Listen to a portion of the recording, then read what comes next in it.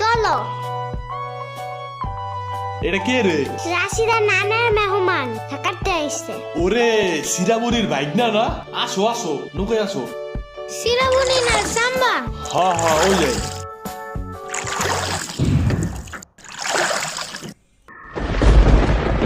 নৌকা নড়ে কেন?